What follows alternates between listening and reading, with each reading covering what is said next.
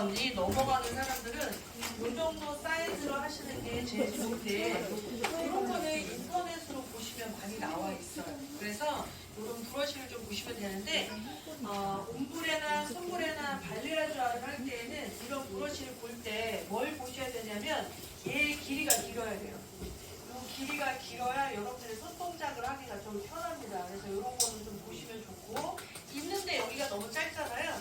그러면 얘가 매끄럽게 그라처럼 착 안 펴져요. 네, 뭉뚱뭉뚱하게 돼요. 그래서 이 사이즈를 좀 보시면 좋은데 대체적으로 이런 브러쉬는 거의 한 4, 5cm 정도? 이 정도 예측을 하시면 될 것 같습니다. 그리고 기본이 이제 이렇게 세 가지를 좀 많이 해요. 이 세 가지를. 그런데 이 세 가지는 차이가 뭐냐. 얘는 모량이 기른 게 문제가 아니고요. 리터치를 할 때, 새로 자란 뿌리 부분을 바르고자 할 때, 그때 많이 쓰는 게 이 두 가지고요. 얘는 언제 쓰냐면, 숱이 아주 약한 사람, 가늘고 힘이 없는 사람들 있잖아요. 특히 페이스라인. 이런 데 바를 때는 이 브러쉬를 많이 쓰고, 또 요거 같은 경우에는 중간, 길이, 그 다음에 얘는 좀 기장이 좀 길게 자란 사람, 이렇게 보시면 됩니다. 그래서 이런 솔들은 인터넷에 진짜 많아요. 요즘에. 옛날에는 이런 게 없어서 우리나라 원사님들이 일본에 제일 많이 갔어요. 왜냐면 일본에는 이런 부자재만 파는 재료상이 있다 보니까 한 번씩 가면 한 무더기씩 막 사갖고 오셨는데 요즘은 인터넷으로 공급이 많이 되니까 이런 거 좀 보시면 좋을 것 같습니다. 그래서 여기 있고요.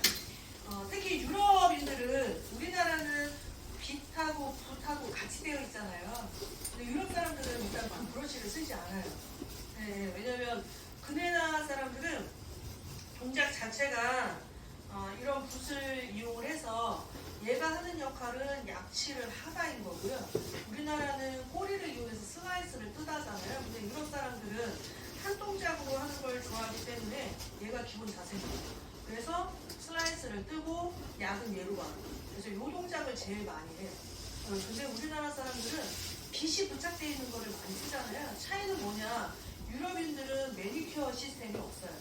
그러니까 빗질을 하지 말라가 전제가 되어 있는데 우리는 일본의 문화를 받다 보니까 코팅. 우리가 처음에 염색을 접한 게 우리는 매니큐어잖아요. 매니큐어는 빗질이 필요해요. 네, 그래서 그 브러쉬를 더 많이 쓰는 겁니다. 그래서 이제 이 동작이 있다라고 보시면 되고, 여러분 혹시 이런 브러쉬 있으세요? 샵에? 우리나라는 이제 얼레빗살 내지는 도끼빗살 뭐 이런 표현을 쓰기는 하는데 이 차이가 있어요. 여기 이렇게 표면으로 보면 얘 좀 얇고 얘 좀 뚱뚱하죠. 이거 무슨 소리냐면 우리가 염색을 하면 뿌리를 바르잖아요. 그럼 우리는 뿌리를 바르고 방치 시간 10분이 되면 그냥 샴푸실로 바로 가셔서 하시는데 그거보다는 10분이 되면 빗질을 해서 물을 좀 뿌린 다음에 빗질을 하고 샴푸실에 가시는 게 사실은 더 좋아요. 이음새를 없애주는 동작이 필요합니다. 두 번째는 뿌리 바르고 전체 연결을 하잖아요. 그러면 우리는 그냥 슬라이스 떠서 하는데 그거보다는 분사기로 물을 좀 뿌려주고 얘를 빗질을 좀 해주고 그 다음에 약치를 하면 두피 가까이에 몰려있던 약을 밑으로 끌어내려서 내가 줄기에 바른 양을 보충하니까 원액이 줄겠죠. 네, 그래서 그런 방법을 할 때는 이걸 쓰는데 이 두께의 차이는 뭐냐? 약이 발라져 있는 상태에서 빗질을 해야 되잖아요. 그래서 얘는 좀 뚱뚱한 걸 쓰시면 두피에 자극이 전혀 없는데 우리나라는 이 뚱뚱한 거보다 약간 얇은 걸 더 많이 판매해요. 제가 보니까. 근데 이 얇은 거는 피부가 좀 약한 사람들은 아프다고 할 수 있어요. 그래서 내가 갖고 있는 브러쉬가 이게 좀 얇은 것 같다 그러면 두피에 좀 자극을 주지 않는 이걸 좀 쓰시면 좋고 어떤 분들은 이게 없어서 그냥 도끼빗 쓰면 안 돼요 이렇게 말씀하시는데 얘는 이 모양이 중요한 게 아니고요. 이 틈이 중요한 거예요. 왜? 약을 너무 쓸어내려도 안 되고 약을 너무 안 끌고 와도 안 돼요. 그러니까 도끼는 칸이 너무 넓어요. 그래서 얘가 간격이 중요한 거지 이 모양이 중요한 게 아니에요. 그래서 모양은 상관없이 이 간격이다 그러면 여기 그냥 잡고 하면 되니까 상관은 없는데 유럽인들은 대체적으로 항상 빗질, 염색의 빗질을 냅니다. 근데 우리나라는 솔에 부착되어 있는 거라서 얘 간격이 훨씬 더 좁죠. 그래서 약을 너무 많이 끌고 내려와요. 그래서 그거에 차이점이 있다 이렇게 보시면 될 것 같고요. 꼬리빗인데 지금 우리가 쓰고 있는 꼬리빗은 어찌 보면 얘가 너무 날씬해요.